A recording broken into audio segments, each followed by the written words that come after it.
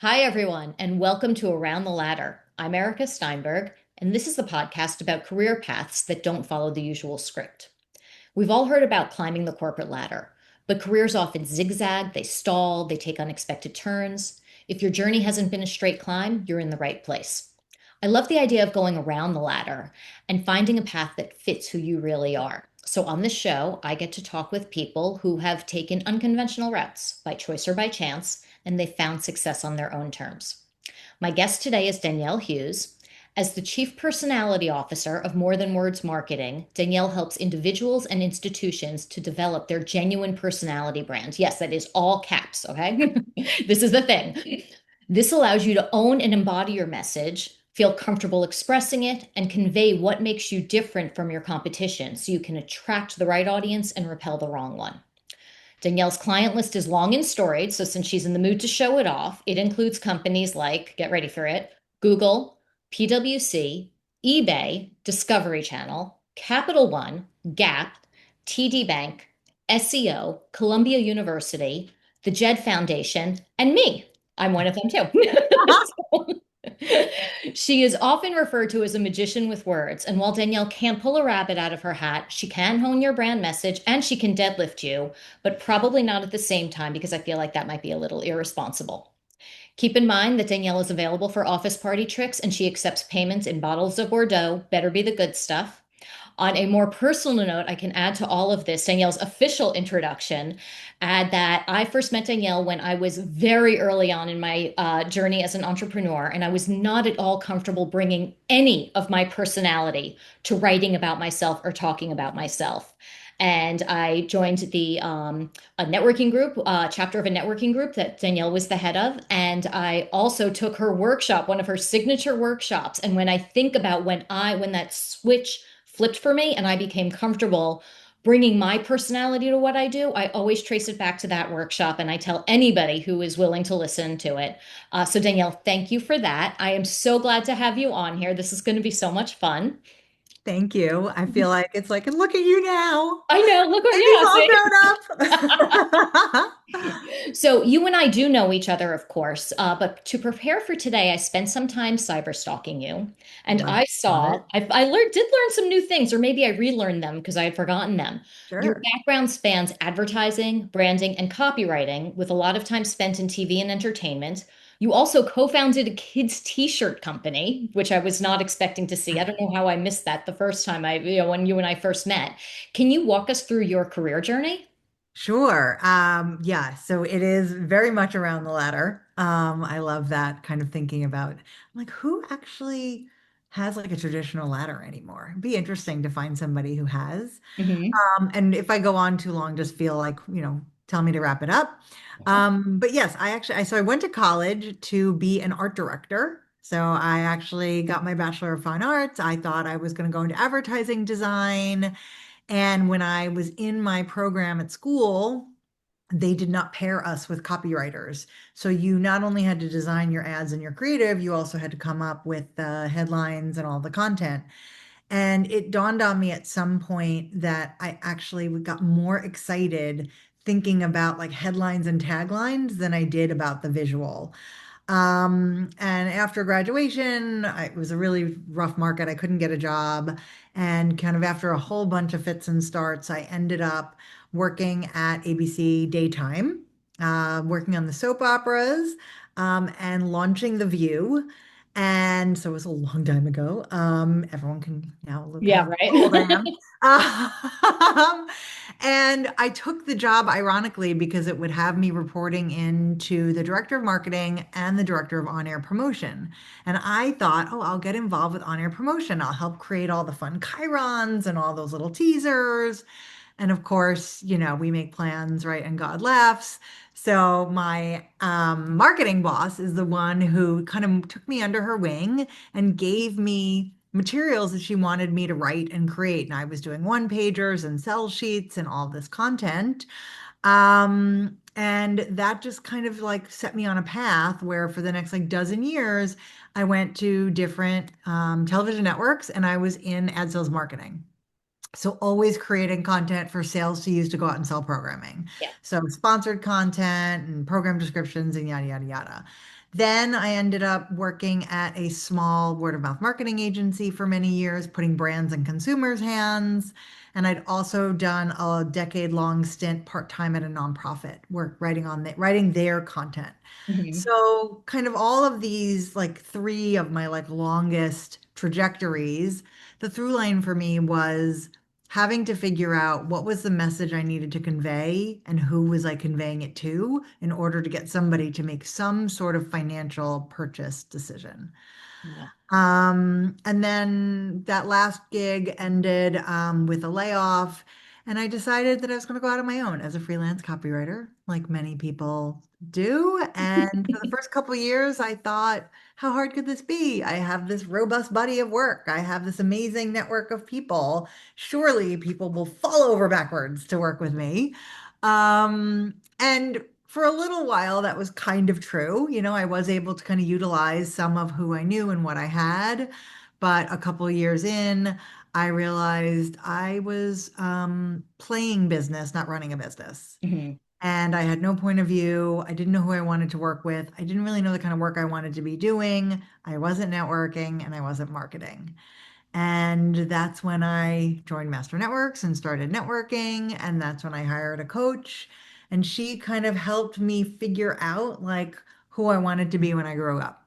And And has that happened yet? no, it has Okay. not. So I'm still working on it. I'm still working on it. Um, so yeah, so I can kind of stop it there and we can get into some of the other questions, but it took a long time for me to sort of realize, you know, what I really wanted to be doing and find what I was actually good at. Yeah, and I saw something about your origin story on the Innovation Women website, and you wrote that you never thought you'd be an entrepreneur. No. I never thought I would be an entrepreneur. Nobody was as surprised as I was. When it did happen, like how did it, like, what happened to where it finally, where you felt like, okay, now I'm where I'm supposed to be. This is it. Yeah, it's funny. I always was like, I joke that I'm like, when growing up, Entrepreneur was a magazine. It wasn't a thing. Yes. Right? Like it wasn't something that you became. You were just like, oh, there's that magazine about people who have businesses. But how we look at entrepreneurship today is so different than maybe 30 or 20 years ago when being an entrepreneur meant like starting Oracle or something like big company. And now all of us like small people are entrepreneurs. But it really, I think it clicked when I just realized A, I'd become unemployable. I didn't want to go back into an office. I did not want to report to someone else. I was a mom and I wanted to manage my own time. And I wanted to also kind of pick the types of people that I work with Yeah. in terms of my clients. And I realized my first few years of business, you know, as a freelancer, and I wouldn't have called myself an entrepreneur. I would have called myself a freelance copywriter. I was just spending so much time vetting, and I had some awful clients who didn't value me or value what I did. I didn't know how to connect with them. And I think the switch came when I hired a coach to kind of help me figure out like the next version of my business. And it was working with her that I created More Than Words. Mhm. And at the time, I chose that name because I wanted to be like a partner to brands and companies and businesses, giving them more than words, right? I would be your advisor and your strategist and all of that. And ironically, it's evolved now into helping people with more than the words about how they describe themselves, but how they feel when they talk about their career and who they are. Yeah. And so working with this coach, she was the first person to tell me you have to put more personality in your website. Like she Wow. recognized that I was holding back, that I was generic, that I was like I was everybody else. I was just a copywriter, and there's millions and millions of them. So how do you stand out when what you offer is the same as everyone else, right? You don't want to stand out on price, either high or low. So what is the thing that makes you recognizable, especially if you have a body of work and so do a lot of other people? Yeah. And she was the one who encouraged me to kind of put some of my humor and sassiness on the page. And lo and behold, all of a sudden, I think people started to resonate with it. And I think when I realized that I had something that people needed, that's when I realized I was like an entrepreneur. Uh-huh. I could do this, that I had a gift for helping people tell their story and figure out what they're good at and synthesize it. But until that point, I don't know that I would have felt comfortable saying that. Yeah, I understand that. I understand that. That I was probably I started my company almost 6.5 years ago, and it was probably not until 3 years ago that I was like, wow, I'm an entrepreneur. You know, it was it's a different feeling. It's a different feeling. What was the switch for you? When do you think that, like, what do you think happened that had When that? I started getting very comfortable and like letting the ideas flow and Mm, realizing I'm coming up with all of these great ideas. And then it untapped even more when I let go of the need to be for things to be perfect. When I yes. let go of that, that was when I was just like, okay, now I'm going to launch the podcast. I'm going to do this. I'm going to do that. And, constantly having ideas Yeah, I love that. and realizing that they're good. Yeah.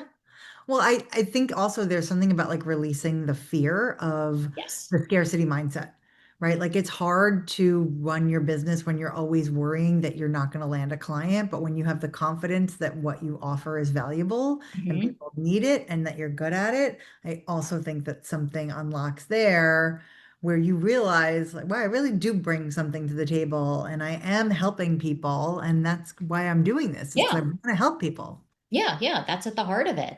So that brings us also to the heart of your work now. So tell us, please, what is a personality brand? How did you come up with it? And also, this is something I've seen you write about on LinkedIn. How is personality brand different from personal branding? So the idea is funny because I don't actually know where it came from. So when I was working with my coach and I started, my business, she was like, "You need to have a newsletter. You're a copywriter, you have to have a newsletter." And I was like, "Nobody needs another marketing newsletter." And she was like, "You have to write a newsletter. You're a writer." So I was like, "Okay." So I had to think about what were the things that I would want to talk about that didn't feel like other people could say them or everybody else was already talking about them. And I wanted it to be more observational, just about like messaging and things in general. And so Mhm. I would just be out in the world and like an idea would come to me and I would just kind of jot it down in my notes app, which I still do. And one day I just kind of thought about the term personal branding and how I'm a writer. So personal means private. It's literally the definition. We keep things personal. That means there's nobody's business. Yeah. So it's antithetical to say, share your personal brand with the world when what's personal should be just for you. But our personality is our unique characters and traits that make us who we are.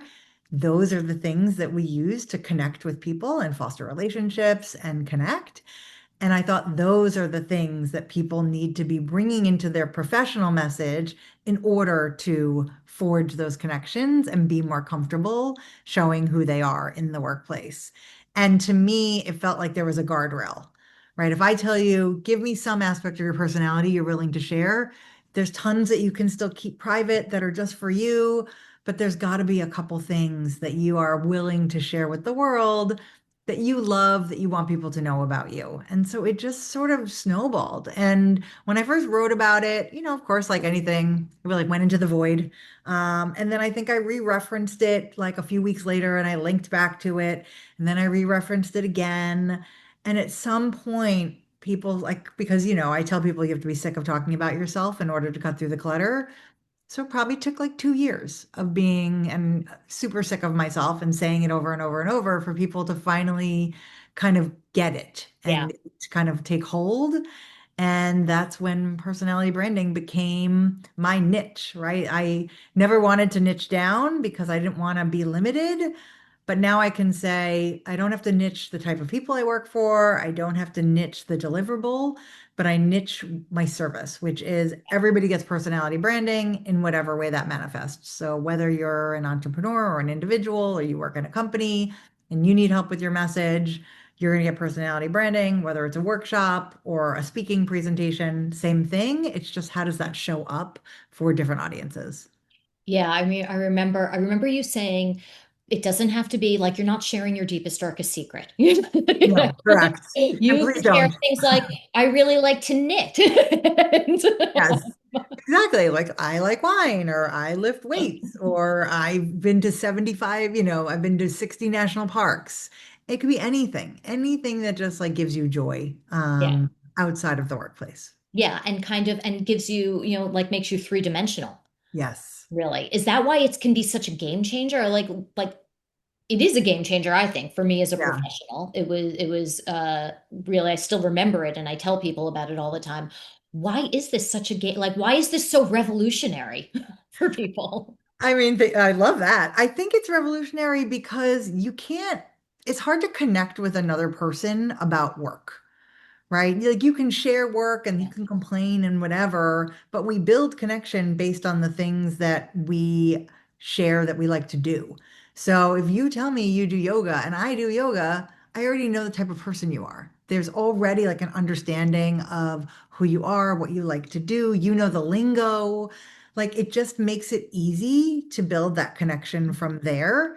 Whereas if you just tell me, I'm a lawyer and I don't know, I do corporate law, and so does everybody else, right? Yeah. So but if you say I'm a corporate lawyer and I'm a marathon runner, if I'm a client and I run marathons, now we can get to know each other as people. It builds trust, right? You Yeah. can't build trust with somebody who's not three-dimensional, to your point. This allows for that humanizing and that trust building, and it just gets you started to get to know the person and feel comfortable with them because we always just presume that you have the expertise and the experience. Like that's understood. Now tell me who you are as a person, make me feel comfortable and safe that we're going to get along and that you're going to deliver what you promise. Yeah. Yeah. And I mean, sometimes I remember, I think back to that first, part one of the workshop with you, um, and feeling like I felt uncomfortable. Um, and I didn't know what to say about myself. So and I'm trying to think back, it feels like it was so long ago, but in your So long ago. when somebody is hesitant like that, either they feel like their message is boring or it doesn't sound like them, or they're just not comfortable writing about themselves. What do you think is usually going on beneath the surface there? I think there's a few things. I always attribute it to fear. The That fear makes of sharing something about ourselves and Yeah, people being not rejected, liking maybe. us. Yep, Yep. exactly. Yep, that's one. I think a lot of times we convince ourselves it's not important. So it's like, why do like again, like why should it matter, right? Shouldn't my work speak for itself? And there's a great quote from Carla Harris, who's the former managing director of Morgan Stanley, and she says, "Your work doesn't speak for itself because your work doesn't speak." Right? In other words, you have to toot your own horn. You have to express what you bring to the table. No one else is going to do it for you. I also think a lot of what holds people back is they think they're going to be bragging, and it's going to come off as conceit. But to me, I call it like bragging in service. You have to tell me something that you have done in order for me to know that you can now do it for me. Yeah. So it's almost like, it's social proof. You have to prove to me and demonstrate what you've done in the past, because then that's how I know that you have the capabilities to do it in the future. Yeah, yeah, I can see that. I mean, when you work with people, I don't, I don't, are you still doing the workshops? Occasionally, yeah, I'm doing Occasionally, different yeah. versions. I change them up a lot. We're doing, I do a challenge now. It comes and goes. I do them Yeah. for companies. So I'm doing one actually in 2 days for a Oh, company. good. But yeah. Okay, good, good. So when you work with clients like that, like what's the typical transformation that you see? Or really more importantly, what's the transformation that they see in themselves? I think the biggest transformation is comfort. Is like people are so worried about sharing something. And I think when they realize that it's actually like a benefit and not a detriment, everything changes for them. Every time when I ask people during workshops, tell me your hobby, tell me what you love to do for fun, it just takes the first person to kind of put something in the chat and then for me to kind of goad them a little. And then all of a sudden, everyone's off to the races. But if I was like, tell me your favorite project you've ever worked on or something, no Yeah. one can relate to that, but they can all relate if somebody is saying, oh, I like to knit and oh, I like to, lift weights or I like ice cream or I have a burner doodle. All of a sudden, and then if you work in the same company, all of a sudden people are like, oh my God, I didn't know that about you. And now we're getting to know people in a different way. It creates a little bit of an intimacy, but not an inappropriate intimacy. Yeah, yeah. And then for me, of course, the biggest piece is how do we tie back your approach to your hobby or passion to how you approach your work? How does that open the door to let somebody know how you think? Because that's also a differentiator. You Mhm. know, if you work at a firm and there's 100 of you all doing the same thing, you all technically do the same thing, but your approach to that work is going to be the differentiator. You know, are you the team leader? Are you someone who likes to research and dig into the details? Are you the person who is going to catch all the typos? Are you the person who likes to talk to the clients and do all the interviews because you're very outgoing? How do you figure out those like specific skill sets of your approach? And usually it relates back to your hobby. And you know, if some like I know like we had you had Meg on and she was talking about rock climbing. Yeah. And there is something with rock climbing, right? You have to think about your next move. You cannot just go. And somebody who has got longer arms or longer legs might have a different path than you. So you have to know what your path is. And you also might be more tentative, or maybe you're less risk averse. And I'm sure that in her work, how she is thinking about all of these moves ahead is exactly how she works with her clients. She's thinking about the strategy. If we do this, what's the next move after that? And then does that let us know the next move? And I think nobody ever realizes that until they do. And then it's like head explode, light bulb moment. Oh my God, how did I miss the fact that I build puzzles and all of my work is putting parts and pieces together to get this cohesive thing? So people are realizing this in the In workshops. the workshops. I Yeah. love that. I love that. I was going to ask you, like, what are some of the unexpected benefits that Yes. come up? Like, you not only then start to articulate and recognize your own personality brand, but what else comes up? I never even thought it would be that kind of insight. It's so crazy. And people like sometimes people are like, oh my God, I feel so stupid. How could I have seen it? Like not in a, you know, in like a loving way. Yeah. Other times they're just like, oh my God, like how I never realized it. You know, I had a client who is like a coach and she does communications. And she told me she used to play Barbie in her basement, you know, which we all played Barbie, but she's like, no, no, no. I used to facilitate conversations between Barbie and Ken as if they were having like a therapy session. And now she does like therapy and coaching for clients, like facilitating these conversations.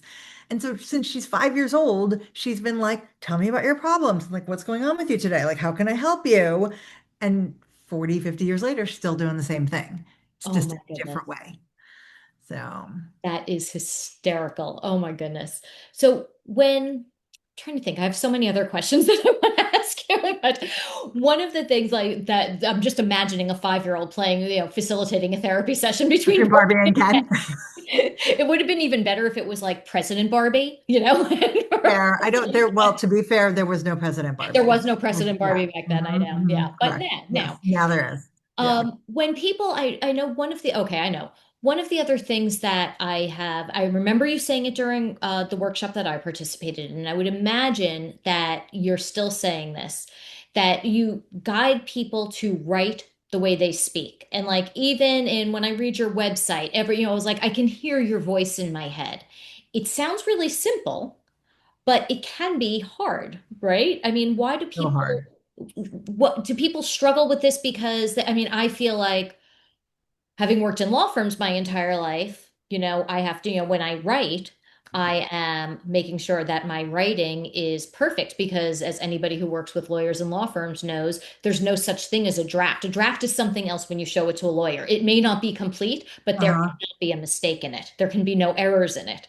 Oh, So interesting. when Okay. you're writing the way you speak, like how do you work through that with people? Yeah, I mean, there is something about our brains that if you're to introduce yourself to someone and just have to say it or like talk to a friend, it's so much easier. The words Yeah. just come out. But the minute you sit at the keyboard and you have to start typing, it's like you go back to high school. And to your point, like the formality comes out, the grammatical perfection, and all of a sudden we lose that ability. So I tell a lot of my clients to use their voice notes and try to do it that way. Like, forget, don't even call an elevator pitch. Just go pretend you're telling a friend about like what you do. How would you talk about it? Just kind of go and see what is your natural kind of rhythm and cadence. Think about the words that you tend to use a lot. And, you know, you can even kind of jot it down throughout the day if you have a certain expression that you like to say, or You're married, maybe you take a lot of pauses, maybe you're long-winded, maybe you're short-winded. So we kind of play around with verbal because it's so much more authentic. And then you can clean it up, right? So you can import that notes app and say, okay, obviously there's a lot of ums in here, or I don't really like that word, or but you get a gist of the more familiar, friendly tone.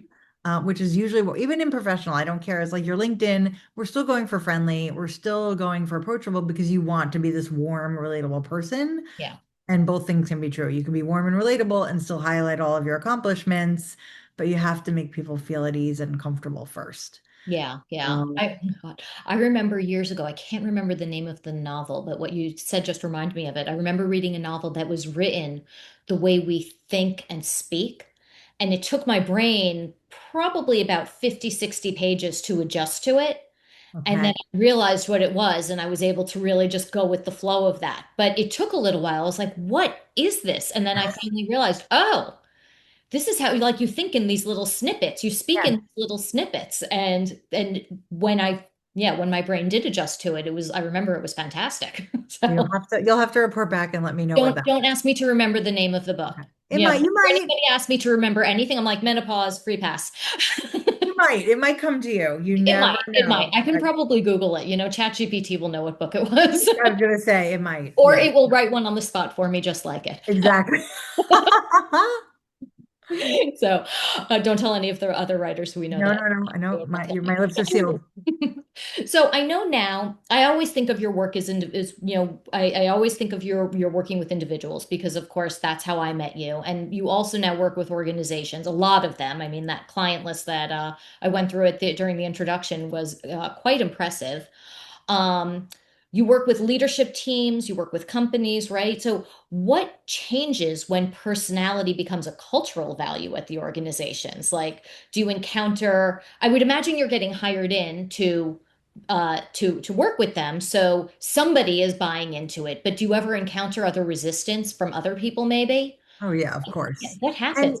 even though I'm coming into an organization, it's still individualized, right? My clients are still the people and the Mhm. employees, but it is a balance of how do you allow them to highlight their own expertise, their own experience in the context of the organization. Because it's, on LinkedIn, it's your LinkedIn. You can Yeah, technically say whatever you want, but you are a representative of your company. And, ostensibly, if you're happy at that company, you're going to want to talk about all the things that you've done. So it is a little bit of a delicate dance. And look, there's always people that just don't see the value. It's not for them. Usually those are people who, once they lose a job, realize, oh my God, I now need to focus on this. yeah, But I think a lot of us get like complacent or lazy, or we're so busy in our current role that we don't have the time. And it is such a important piece to think about. Take control of your narrative. What do you want people to know about you? How do you set yourself up for success? So I think you get the people who are like, I love this. Yes, I need this so badly. Other people are like, I'm close and maybe I just need a little push. And then there's always going to be a couple people that are like, it's not for me. I always get like, it's too personality or it's too, and that's fine. I'm not for everyone and no one should be. So I think yeah, that's fine. But as long as the organization feels like they are getting value, so like the LinkedIn workshop that I'm doing in a couple of days is going to be for different people from different organizations. But in the past, I did it for one company, and candidly, I did it for a US based location and then a bunch of international locations. And the international one did not go great. They were not responsive. It was very rough. Hmm. And I was like panicked because I was like, oh my God, are they going to be so mad that this didn't go well? And then I found out from the facilitator, oh no, no, this is typical. Like this is just a quiet group. They're not as engaged. The US team will be so different. And it was like night and day when I did the next session. So engaged. Everybody loved it. And so sometimes it's like you just have to like give yourself a little grace and space too and say, but I also learned some things. I had kind of rushed through the one for the Europe group and if English is your first language and you have me who's like fast talking New Yorker and I'm like, "Blah, blah, blah, blah, blah." No wonder it wasn't great for them. So the US one, I was able to kind of like take a beat, take it down a notch, be a little bit more, also then you get to the personality brand. It's inside jokes. We're all from the same country. We have a way that we relate to each other. And I think different regions just have different ways. It's very cultural with when you talk about branding. You have certain cultures that's not, you don't do that. You don't talk about yourself. You don't Yeah. boast. You don't brag. Like these are just verboten. So how do you make it a need to have and not a nice to have? Because this is about your career and your company and it is not about you.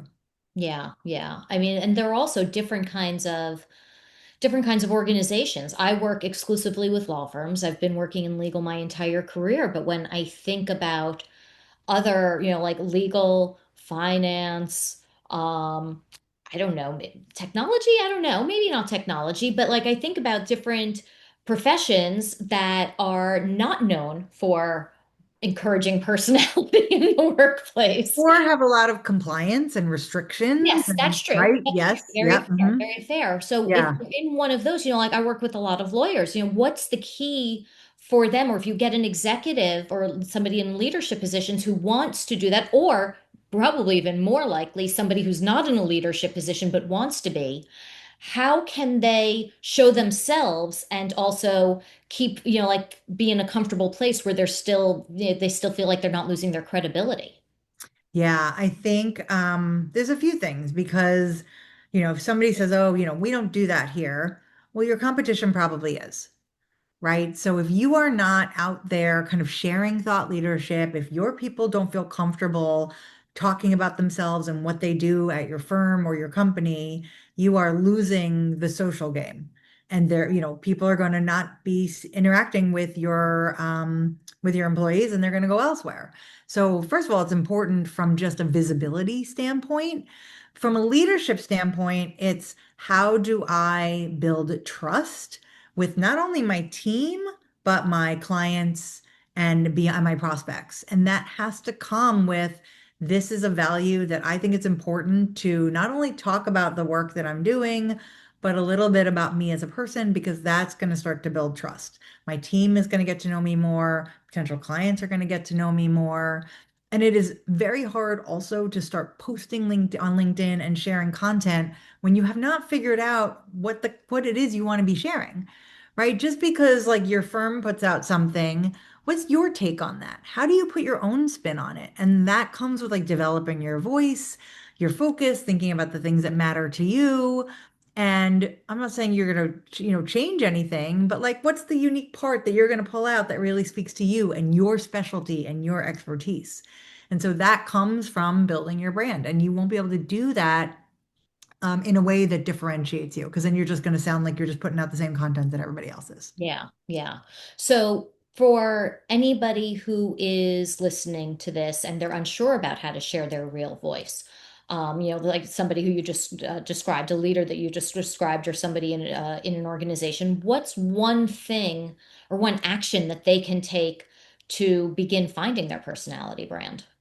Yeah, I mean, I tell people one of the easiest things is to ask 5 people in your life to say 3 words that come to mind when they think of you. And you should ask 5 very different people. So friends, family, coworkers, managers. That's the prompt. Give me 3 words that come to mind when you think of me. I guarantee there will be either the same word or similar words said. And so that is usually a trait that people value in you. And most of us probably overlook that trait or take it for granted because it's probably something we do so easily, we don't even think of it as a benefit, but it is clearly a benefit. So you can use that to then say, okay, all these people are saying this thing about me. How do I then weave that into my story? How do I show that this is a value that I bring to an organization? And usually that's like enough of a like a jumping off point. Also, it's gonna make you feel really good about yourself, to hear that. Um, and it also will probably make you think because some people are like, well, everybody came back and said I was really thoughtful. Like, okay, so what? Okay, how does that relate to your work? right? Are you thoughtful in a way where you're the one who's going to remember all the details in a meeting and that kind of thoughtful? Are you the one who knows all the clients' birthdays and will know when you should be sending them gifts? Or what is the spin that you can put on them? Like how does it relate to your role, your career, your company? And use that in a way where it's not just like you're thoughtful. What does that thoughtfulness lead to? Or how do you make people feel? Mhm. And maybe it is like you're thoughtful, so you should be the client person because clients are going to trust you. They're going to feel comfortable with you. So there's always a way to spin something that seems like mundane and basic and make it unique to you. Yeah. You know what? I remember doing that exercise when I did your workshop and being so scared of doing it. And now you brought it up again. I'm like, I want to do it again. I was like, I want to know, you should go back to your notes. I'm very curious. I What will know. I want to ask people again and see what, and see now what it is because it's been, 6 years since then. So amazing. yeah, I'm going to do it. I'll let you know when Okay. it's out. I love it. It has already been more than half an hour. I cannot believe it. I knew it would go by quickly because we're both talkers. I didn't think it would How dare you? No, I'm just fly kidding. that quickly, right? Yeah. So before I let you go, though, what is an unexpected lesson or reward that has come to you from going around your own ladder rather than climbing a traditional one? Hmm. I mean, I think the unexpected reward is having a business. And I joke that it's a business I made up on a thing that doesn't exist. Um, so, because I never thought that I would be able to like build something, and be able to help people and have flexibility, this ability to kind of like live my life in the confines of the way that I want to live it and work remotely and travel and take fun days. I do like museum days with my friends where we'll take off on a half a Friday and just go to a museum.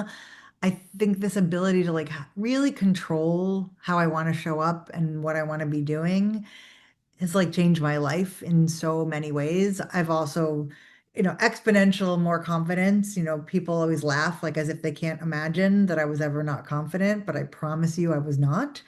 I didn't know how to express myself. So I've also been able to personality brand myself and figure out like who I am and how do I want to show up and how do people respond to me and what does that look like and how do I navigate the world successfully knowing that. So it's been such a benefit in so many ways. But the biggest thing is like getting to help people take charge of who they are and be proud of it and express themselves in ways that they never thought they could. Yeah, yeah. And I bet that people also sense that you have been your own client also. Correct. So Exactly. you walk the walk, you talk the talk, all of that.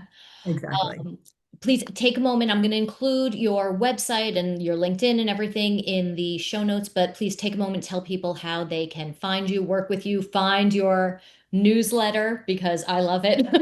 Thank you. Yeah, morethanwordscopy.com is the website. And so the newsletter's there, all the information's there.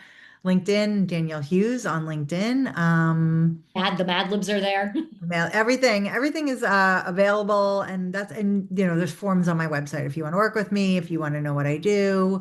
Yes, sign up for my newsletter because that's when I tell you about workshops and upcoming things that I'm doing, running, etc. But I work with people in all different ways, and I love helping people just express who they are. So if you want some help for you or your company, please reach out. Absolutely. And I can encourage people to do the same thing. Do the same thing I did. Reach out. It will be a game changer for you. So, Danielle, thank you so much for coming on. I'm so glad that we did this. Me too. Me too. It was Thank great. So you. much fun. That is it for this episode of Around the Ladder. And remember, everybody, there is no one right way up. So take your detours, make your moves, keep carving your own path. And if you enjoyed this episode, please share it with a friend or a colleague or someone who is on their own unconventional journey. And I will see you next time. Thank you.